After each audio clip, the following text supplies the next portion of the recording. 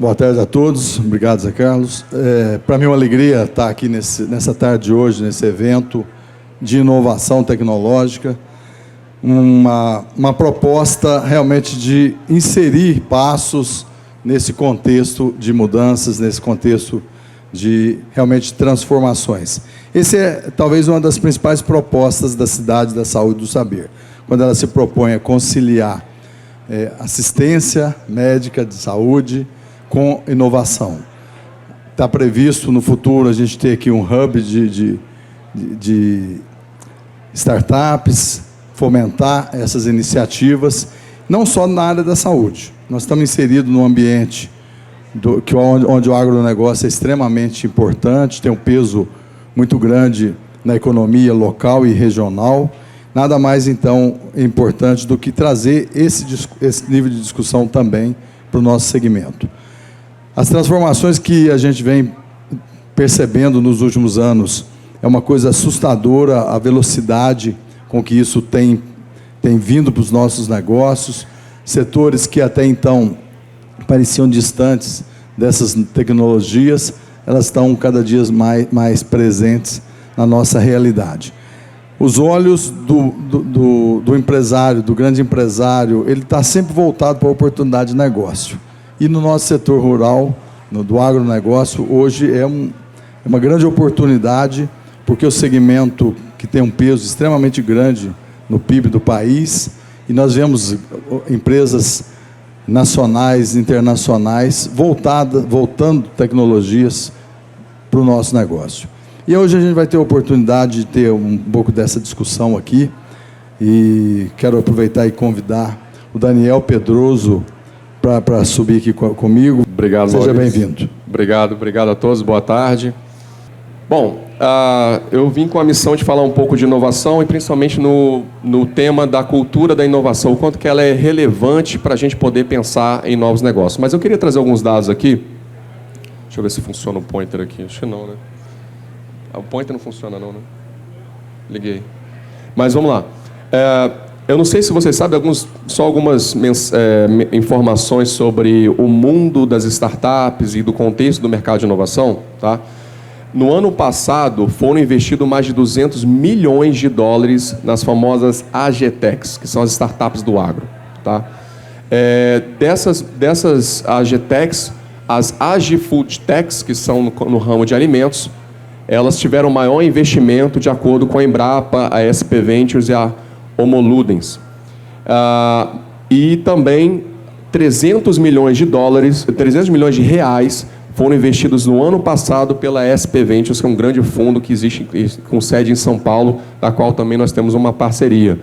E eles identificam que está tendo uma convergência muito grande agora das AgTechs com as chamadas agora Climatechs, tá?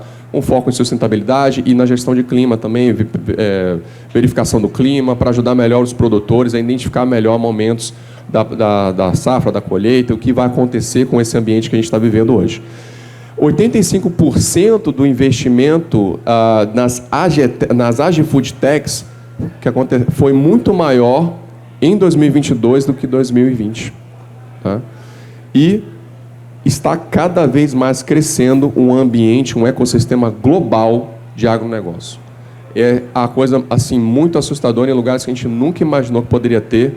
E se a gente ficar só olhando muito para a nossa bolha, para o nosso ambiente, para o nosso cenário, para o nosso estado, para a nossa cidade, a gente está deixando muitas oportunidades passarem. Tá? Bom, e quando a gente fala de inovação, existem diversos... Eu gosto de dizer para o meu time e para os nossos clientes e para a própria Syngenta que tecnologia, ela já existe. Ela é madura já, né? Inclusive, eu posso até dizer que hoje ela é de prateleira. Basta você escolher o melhor fornecedor, a melhor visão de que cada um pode trazer sobre aquela tecnologia. Mas sem cultura, sem uma maneira de pensar em como desenvolver, como trabalhar com essa tecnologia, de nada serve. Mas eu queria compartilhar com vocês algumas tecnologias e aí, pulando um pouco assim Não entrando muito em detalhes no contexto da tecnologia da Syngenta Seeds, que a nossa maior tecnologia está na semente. Aqueles que utilizam as nossas marcas, hoje eu venho com a marca Golden Harvest, tá? Que é uma marca nossa de licenciamento muito forte aqui no Brasil. Ela vem também dos Estados Unidos, com mais de 150 anos, né, de vitória e sucesso. Nós temos também a marca NK e a marca Nideira. Essas três marcas que compõem a Syngenta Seeds, a nossa maior tecnologia está no germoplasma, está dentro da semente. Mas a gente também trabalha em muitas outras tecnologias que aumentam a nossa produtividade e como a gente consegue oferecer mais para o agricultor, além de somente da semente. Tá? E aí, essas tecnologias que eu vou apresentar hoje não são de hoje. Elas já são do passado, elas já passaram muito da sua curva do hype, né? De nossa, é uma coisa totalmente nova, é uma tendência. Elas continuam sendo, mas elas estão mais maduras hoje. E elas podem ser aplicadas em qualquer indústria, inclusive para a área de saúde. Mas eu vou apontar algumas aqui, caso a gente não tenha compartilhado, visto isso antes. Então, a gente tem a famosa internet das coisas, o IoT, né? Que são basicamente sensores inteligentes que são integrados em equipamentos agrícolas, maquinários ou até mesmo na culturas e animais. Então, é possível você criar uma grande rede através de sensores e elas se comunicam dando dados em tempo real. E elas também podem ser acionadas através de comandos. Tá? Por isso que você consegue ver hoje máquinas agrícolas, até máquinas de outras indústrias autônomas, que elas conseguem seguir protocolos com essas conexões e muitas delas são wireless. Né? Não tem essa questão do cabo mais envolvido. E aí é a questão da internet das coisas. O famoso Big Data, né? Acho que todos está claro para todo mundo que dado é algo extremamente importante para qualquer indústria, né? E não é diferente para o agro. O que é o famoso Big Data? O Big Data é um repositório que concentra grandes volumes de dados, né? Sendo os algoritmos, que são funções e comandos dados, né? De análise de dados que ajudam o produtor a identificar padrões, prever tendências e determinar melhores momentos, que seja para o plantio, colheita ou venda na compra de commodities. Quando eu mencionei, por exemplo, as AgriFood Techs, as Climatechs, a AGTechs, todas elas usam isso aqui. Não tem como você não ter essa fundação para você desenvolver aquela sua inovação. Né? Outra tecnologia importante é a automação e a famosa inteligência artificial no campo. Né? Que, assim, gente, isso já é notícia velha, tá? Quem acha que a inteligência artificial está chegando agora, que tem um tempo ainda para amadurecer, ela já está super madura. Hoje não se fala em outra coisa a não ser inteligência artificial, e quem está fora é como nunca soubesse que existisse televisão. Para vocês verem o ponto que chegamos, tá? E como o Maurício falou, a coisa está muito rápida e está assustadora. E o que a gente está vendo cada vez mais é que está se evoluindo. Então, o próximo passo que se der vai entrar numa maturidade muito baixa ainda. Mas é melhor entrar do que ficar esperando essa onda chegar, né? Em cima da gente. Mas, falando um pouco sobre automação e inteligência artificial no campo, então, máquinas autônomas, elas são programadas para trabalhar de forma precisa, elas vêm otimizando o uso dos insumos agrícolas, ajudam muito nessa questão também de redução de custo, como fertilizantes e pesticidas, minimizando o desperdício e impactos negativos no meio ambiente. Enfim, isso é uma das coisas que ela pode fazer. Ela pode também trabalhar, por exemplo, em toda essa questão contábil. Ela pode trabalhar nas suas tomadas de decisões. Ela pode tirar o ser humano da frente e tomar uma decisão por ele, ou até mesmo acionar em caso de uma condição. Aí você fala, mas Daniel, se eu tirar a inteligência artificial, eu tiro o ser humano se eu colocar a inteligência artificial e tirar o ser humano do caminho, isso não é ruim para a gente? Não. É que a gente vai poder fazer outras coisas, das quais a gente às vezes perde muito tempo que não deveríamos estar fazendo mais. Né? E a famosa agora Agro 5.0. Aí as pessoas perguntam, eu não estou nem na 1.0, como é que eu já estou na 5? Pois é, gente, essa é a questão da tendência. Eu espero que no ano que vem, se eu for convidado de novo, eu não venha falar da 6.0, porque a coisa está andando muito rápida, né? Mas eu vou falar da 5.0 e vou explicar o que é a 4 também, tá? Mas o que é a 5.0? Isso vai para os meus amigos produtores também, tá? É a última inovação nos modelos de produção do agro. É a combinação da coleta de informações, aí falamos sobre IoT, Big Data, inteligência artificial, em larga escala, com as tecnologias de inteligência artificial e análise de dados, como eu havia falado anteriormente, que acaba tornando possível que os produtores rurais consigam gerir a fazenda de forma mais dinâmica e sustentável. E o que então é a 4.0, Daniel? A 4.0 ela é caracterizada pela automação das máquinas agrícolas. A próxima revolução do agronegócio baseada na transformação digital é a 5.0. Então, quando a gente fala de máquinas transmitindo dados através de uma rede, ou ela recebendo, por causa de dados, ela recebe dados e ela é acionada num comando para poder trabalhar, seja de uma forma autônoma ou uma tomada de decisão específica, nós agora estamos falando de uma gestão sustentável e produtiva de uma fazenda. É algo assim que no agro isso pode ser novidade, mas eu digo para vocês que na mineração não é. Então existem outras indústrias e quando eu menciono um ecossistema de inovação global, cada vez mais as indústrias estão saindo das bolhas e estão se conectando para trocar boas experiências e tecnologias que atendem problemas até mesmo análogos. Às vezes você troca um minério de ferro, uma pelota de minério de ferro por uma semente. Dependendo da situação da qual ela está inserida, isso tudo pode fazer sentido para outra indústria. Então a gente tem que ter um pouco mais de mente aberta nesse sentido e é por isso que eu vou falar de cultura também. Tá? Bom, embora, como eu falei, existem diversas tecnologias e inúmeras possibilidades de impactos positivos, a gente precisa vivenciar uma cultura de inovação. Porque, como eu mencionei, né, hoje tecnologia, ela está se criando novas tecnologias continuamente? Está. Mas elas vêm de uma origem, não se nasce uma tecnologia do zero sem base nenhuma. Ela vem de uma origem.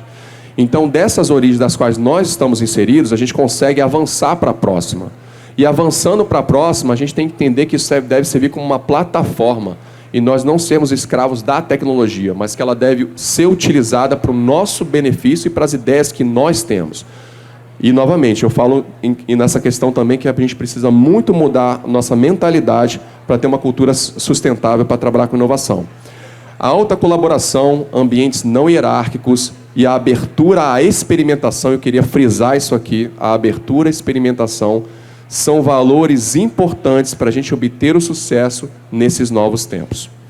E se eu pudesse resumir para senhoras e senhores de hoje o que é cultura de inovação, eu deixaria bem claro aqui esse último parágrafo aqui, tá? Bom, mas para fazer agora para eu ajudar a gente a dar uma dica sobre como é que implementa uma cultura de inovação. Eu vou dar 5 dicas aqui, bem simples, tá? A primeira é o seguinte: precisamos deixar de ser pessoas que sabem tudo para aprender tudo. Gente, já foi o tempo de... Entendo muito das quilometragens dos amigos e amigas, conheço de tudo, vivi assim, desde a época de Dom Pedro era assado, mas, gente, as coisas estão mudando muito rápido, novos assuntos estão surgindo, nós precisamos estar mais abertos a conhecer o novo. E, para isso, a gente tem que abaixar um pouco mais aumentar a nossa humildade e falar, eu preciso agora ter um aprendizado contínuo.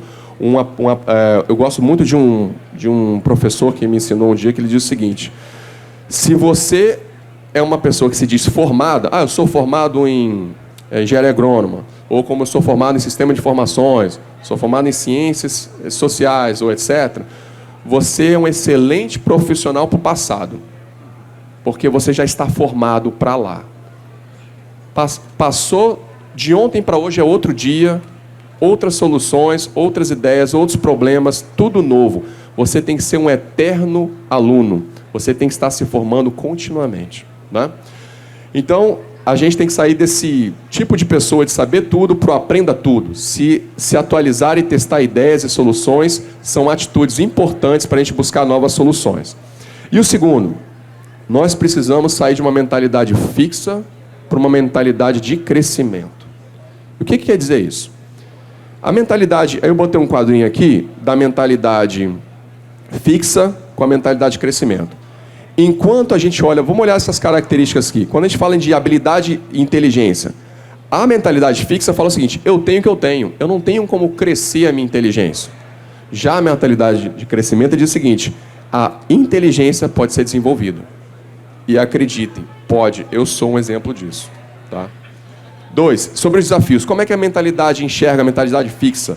Para ela, eles desistem ou evitam, porque falhar é ruim. Já na mentalidade de crescimento, eles persistem em desafios e enfrentam desafios continuamente. Quando a gente fala de esforço, a mentalidade fixa diz que é um sinal de incompetência. Quem se esforça demais é burro. Enquanto a mentalidade de crescimento diz que é fundamental para o aprendizado. Feedback, quando você recebe ali um retorno de alguém, como é que a mentalidade fixa enxerga isso? Levam tudo para o lado pessoal e ficam na defensiva. Sempre tem uma justificativa. Já a mentalidade de crescimento diz que eles gostam e usam para aprender. E por último, quando a gente fala de erro, que a gente ainda tem uma cultura do erro que não é bem vista ainda, né? A gente não consegue conviver com ela. Eles se sentem inferiores, enquanto a mentalidade de crescimento eles tratam como oportunidade de aprendizado. Essa é a segunda dica que eu dou. E a terceira dica: esteja preparado para as partes difíceis da cultura de inovação. Ou seja, tolerância às falhas requer intolerância à incompetência. Não é porque você falhou que você é incompetente. Se você falhou, você teve um ganho. Aí depende muito também da forma como a gente enxerga, que é aprendizado. Para que a gente não cometa aquilo novamente e a gente possa evoluir em cima daquilo. Se você é reincidente no mesmo erro, é uma questão de incompetência e precisa ser revisto, né? Então, tolerância a falhas não quer dizer incompetência. A abertura à experimentação, como eu mencionei, demanda disciplina rigorosa também. Colaboração deve ser balanceada com responsabilidade individual. Segurança psicológica demanda conforto com franqueza total. E a gestão horizontal exige forte liderança. Hoje nós trabalhamos de forma vertical, certo? Nós gostamos sempre de hierarquias, de o mestre mandou, falou para mim, eu sigo, mas se fala na inovação que nós devemos trabalhar em uma horizontal, né? Onde a gente pode ter diversos tipos de lideranças no seu determinado momento. Quarta, inovar não é uma corrida de 100 metros, né? Adotar uma metodologia ágil, um projeto ou criar programas de conexão com startups não vai garantir uma cultura de inovação. Eu acho que isso é muito importante, eu vou reforçar aqui, tá, gente? Adotar metodologias ágeis em um projeto ou criar programas de conexões com startups não garante uma cultura de inovação. O que garante? Os esforços de transformação cultural devem ser encarados como uma maratona que tem um ciclo natural de evolução. Então não é da noite para o dia, mas a gente tem que entender que precisa haver evolução, né? Senão se torna mais do mesmo. E minha quinta e última dica: saber gerenciar o paradoxo da inovação. Por quê? Porque mesmo sabendo que a gente quer algo diferente, a gente quer algo novo, o nosso instinto é sempre repelir o que é novo, né? E a gente tende a repelir tudo aquilo que diverge da nossa zona de conforto e na nossa visão de mundo. Portanto, e aí olha a mentalidade de crescimento, é importante estarmos abertos às experimentações e a determinados valores e comportamentos para avaliarmos soluções, colher resultados significativos e gerar uma nova transformação em nossas vidas. Caso a gente não esteja aberto para ouvir o novo, experimentar o novo, tirar nossas conclusões e saber qual caminho nós vamos seguir por essa bifurcação, nós nunca vamos conseguir aprender, consequentemente, nós não teremos uma mentalidade inovadora. Tá? Inovar não é um bicho de 7 cabeças, inovar não precisa ser tecnologia de foguete, inovar basta da sua mentalidade, da sua cultura e você vê as possibilidades que existem dentro do seu meio. Você pode inovar e não tem tamanho para inovação e não deve ter barreiras para isso também. Obrigado.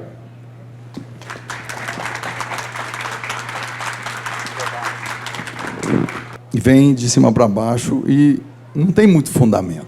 E nós que somos do negócio, temos que estar atento para ver o que realmente é importante. Então, eu acho assim, nós vamos abrir para o público a pergunta, mas algumas coisas eu achei que são muito oportunas para a gente conversar. O que a gente é muito deficiente ainda é em banco de dados. em coleta de informações e, sobretudo, no processamento das informações. Então, quando você fala em Big Data, é realmente a gente ter cada dia mais informações que são mensuráveis, que são comparáveis. E aí, a inteligência artificial, e ela faz um compilado de tudo isso, de várias experiências de diversos produtores, de diversas regiões, e determina o que é melhor para o nosso negócio naquele momento, ou para aquela realidade, né? Então, nós temos que investir realmente em banco de dados, que a gente ainda tem bastante deficiência nesse sentido. Eu vejo que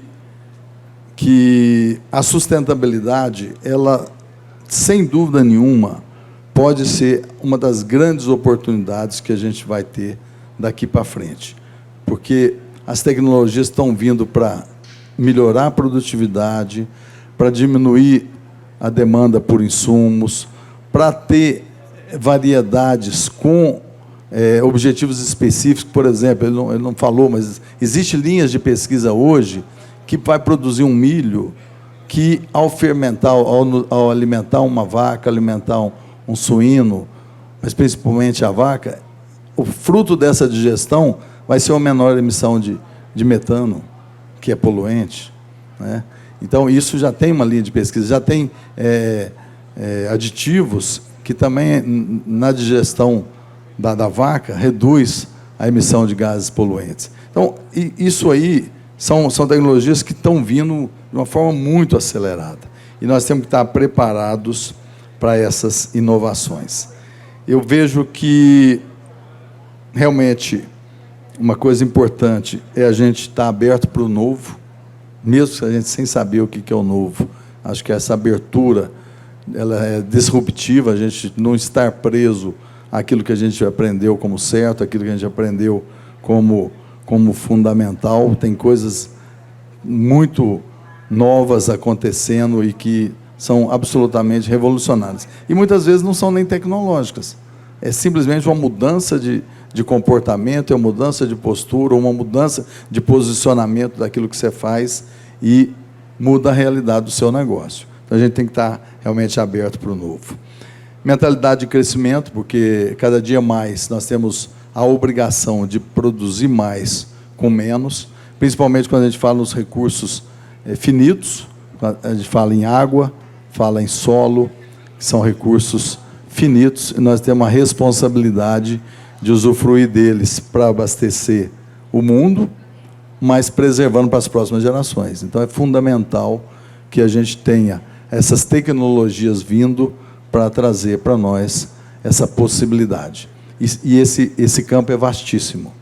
Eu vejo que, cada dia mais, a gente tem percebido que o próprio conhecimento da nossa realidade, independente, às vezes, da tecnologia, volto a dizer, por exemplo, se a gente for falar em microbiota, o conhecimento da microbiota do nosso intestino, de uma glândula mamária, ou de um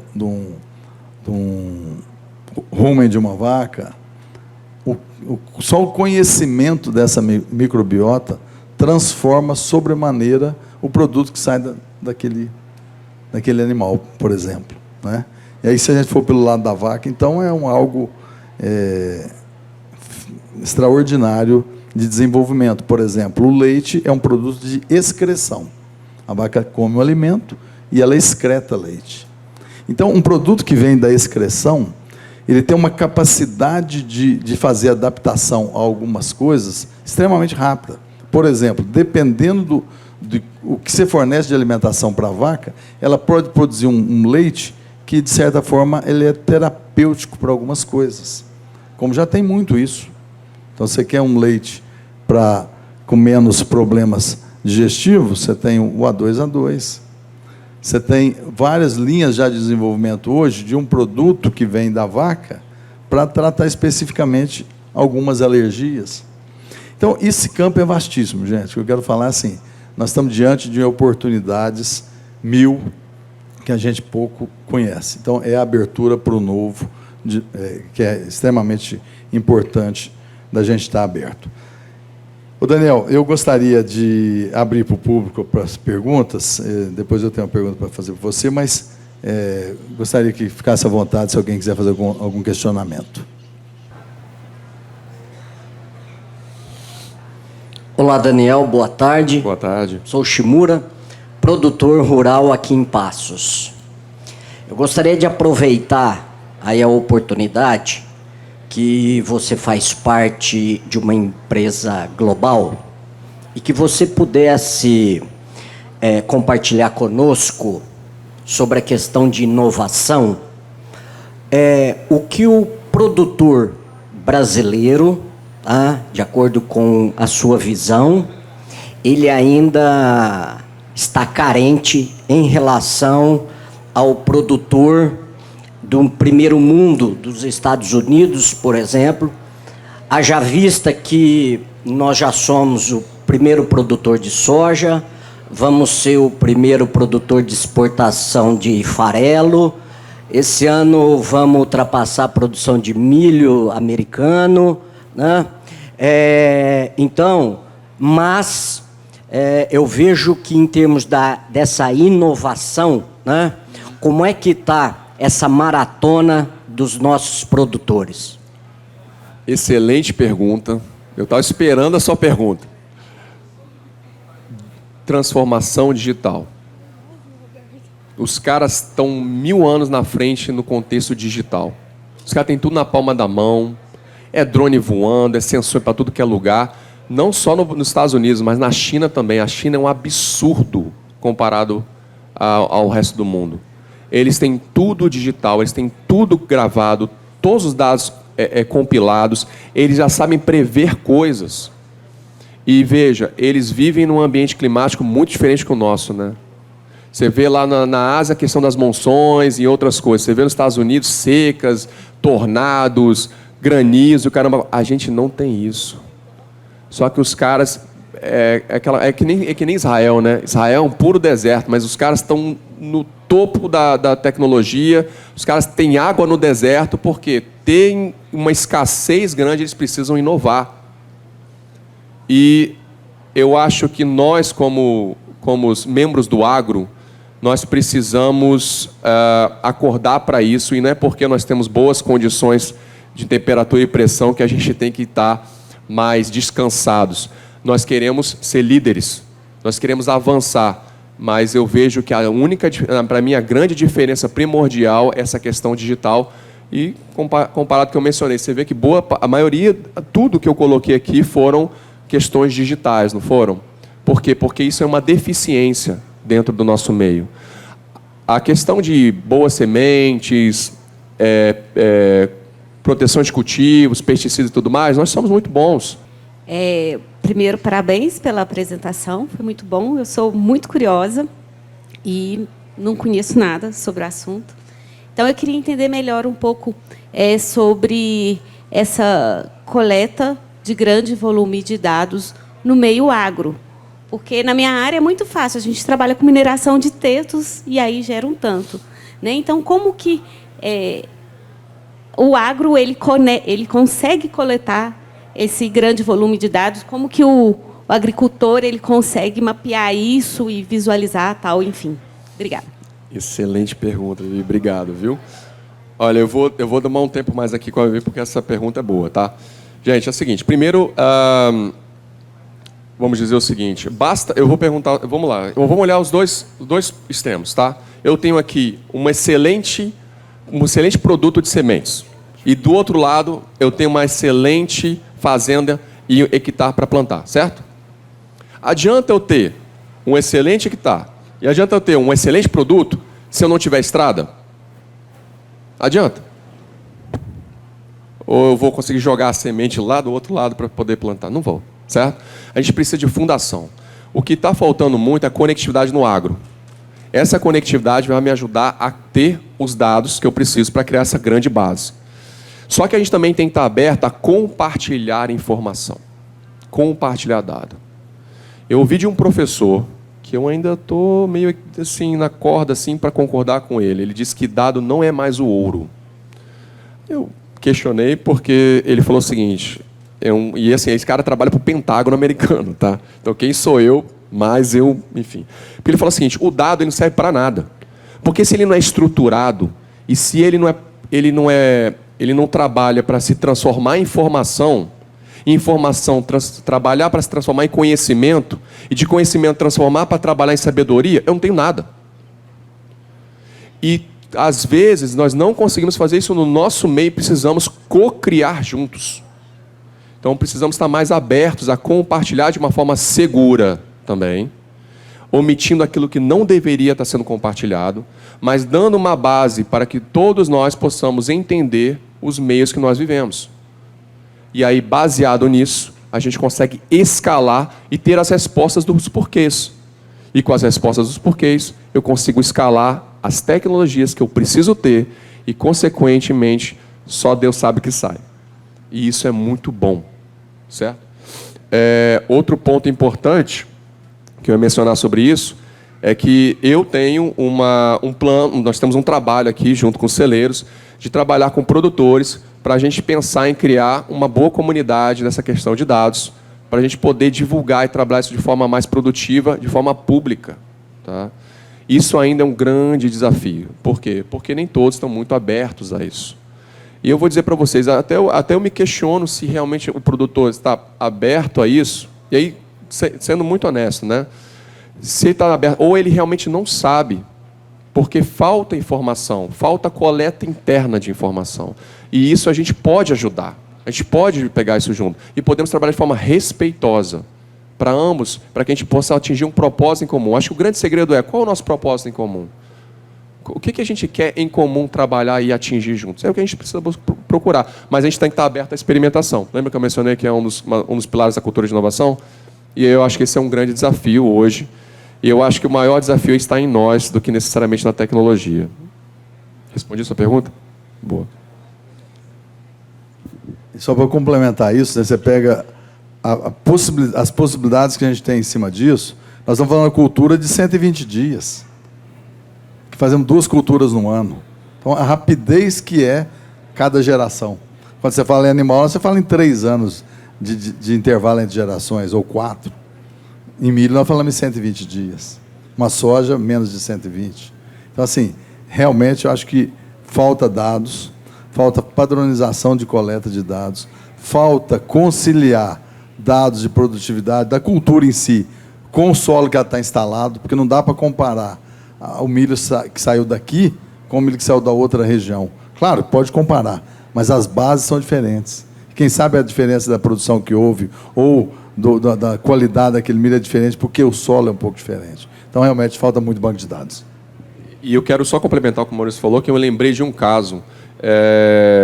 Eu tenho visto muito no campo dos produtores falando assim, como é que eu faço para engajar a minha família no meu ramo?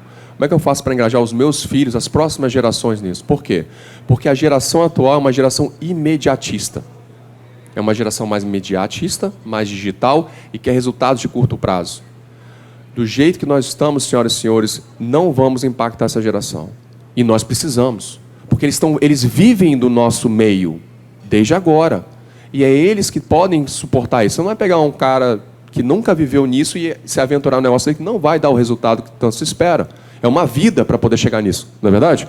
Então, a gente precisa também se adaptar a esses meios para trazer novas gerações, trazer novas cabeças e aumentar a nossa criatividade para a gente poder acelerar e evoluir. Parabéns. Obrigado. Eu também sou da área da saúde, né? E eu não ficaria nem um pouco surpreso se toda a plateia aqui fosse da área da saúde.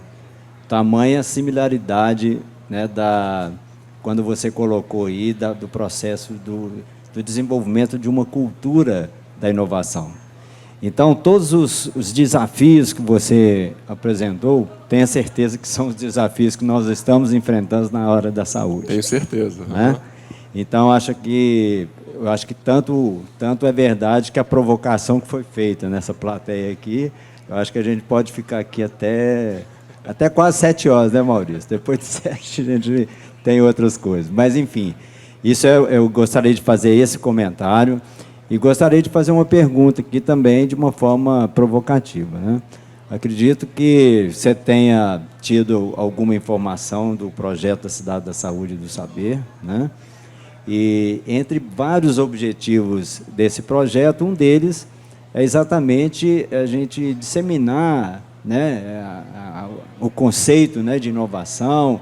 Também temos o entendimento que cultura ela é um processo e ela não tem um tempo exato para acontecer, né, a sua mudança. Você vive a cultura, né? Você vive Isso. E a coisa vai, né, de geração em geração, Isso, até isso. que você se aprimora aí ao longo dos anos. E aí eu queria ver o seguinte, saber de você, do que você conheceu da cidade, do nosso projeto aqui. Você viu alguma oportunidade para a Singenta estar presente nesse projeto? Ainda é cedo, mas pelo que eu pude ver, e a estrutura que vocês querem criar e o propósito convergem com o nosso.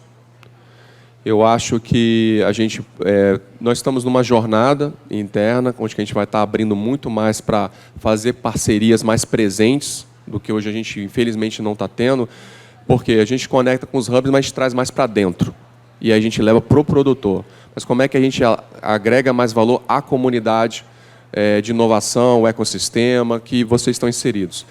Então, a gente está sendo muito requisitado pela estratégia que nós temos. O mercado está ansioso e fica pedindo para a gente ser residentes em tudo que é lugar. Nós temos esse interesse, mas a gente também não quer chegar despreparado. A gente quer provocar bastante o meio que vai estar inserido. E agregar valor.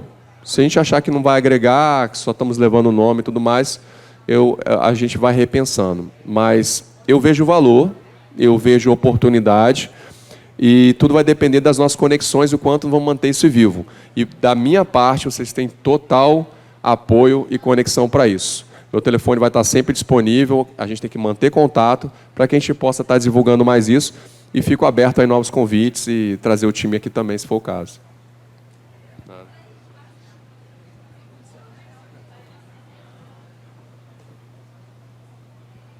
Bom, gente, acho que foi muito bom, muito oportuno a discussão. Então, Daniel, em nome da Santa Casa, da Cidade da Saúde e do Saber, a gente gostaria de te agradecer e dizer que realmente aqui vai ser a cidade das oportunidades. Quem sabe essa parceria pode vir a ser frutífera. E para finalizar a minha fala, depois eu passo para o Daniel, se ele quiser também fazer suas considerações finais, eu quero falar da importância da inovação, a importância dos novos desafios, de estar aberto pelo novo, olhando nesse slide. Singenta Seeds, falando de inovação, olha o Barney que ele está aqui, é um barracão de 1800 e tanto, sei lá que idade que ele tem, para falar que a inovação é necessária, mas pé no chão. Tem muito valor naquilo que na cultura que a gente tem, no aprendizado que a gente tem, geração por geração, e a nossa tarefa é melhorar a cada dia, sem deixar de lado tudo que a gente trouxe de gerações para trás. Obrigado.